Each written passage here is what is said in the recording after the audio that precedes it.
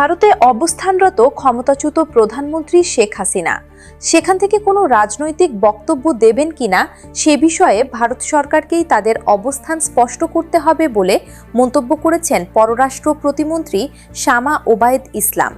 তিনি বলেন, বাংলাদেশ সরকার ভারত বাংলাদেশ সম্পর্ককে ইতিবাচক পথে এগিয়ে নিতে চায় এবং এ ধরনের কোনো কর্মকাণ্ড যেন দুই দেশের সম্পর্কে নেতিবাচক প্রভাব না ফেলে সেটি প্রত্যাশা। সোমবার পররাষ্ট্র মন্ত্রণালয়ে আয়োজিত প্রেস ব্রিফিংয়ে সাংবাদিকদের প্রশ্নের জবাবে এসব কথা বলেন পররাষ্ট্র প্রতিমন্ত্রী। সামাজিক যোগাযোগ মাধ্যমে ছড়িয়ে পড়া তথ্য অনুযায়ী আগামী 5 আগস্ট দিল্লিতে একটি অনুষ্ঠানে শেখ হাসিনার বক্তব্য দেওয়ার কথা রয়েছে।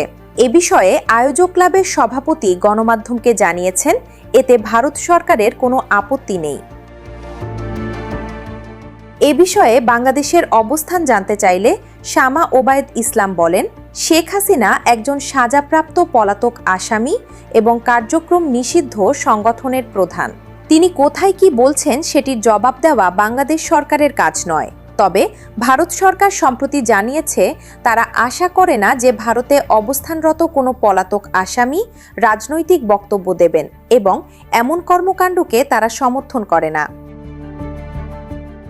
পররাষ্ট্র প্রতিমন্ত্রী বলেন, এখন আলোচিত অনলাইন অনুষ্ঠান বা অন্য কোনো কর্মসূচিকে ভারত সরকার সমর্থন করে কিনা সেটি ভারত সরকারকেই স্পষ্ট করতে হবে। তিনি আরও বলেন, জনগণের ভোটে নির্বাচিত সরকার দায়িত্ব নেওয়ার পর থেকেই বাংলাদেশ স্পষ্টভাবে জানিয়ে আসছে, ভারতে অবস্থানরত পলাতক আসামিরা যদি রাজনৈতিক বক্তব্য দেন বা বাংলাদেশকে অস্থিতিশীল করার কোনো ষড়যন্ত্রে জড়ান, তাহলে তা দুই দেশের সম্পর্কের ওপর বিরূপ প্রভাব ফেলতে পারে।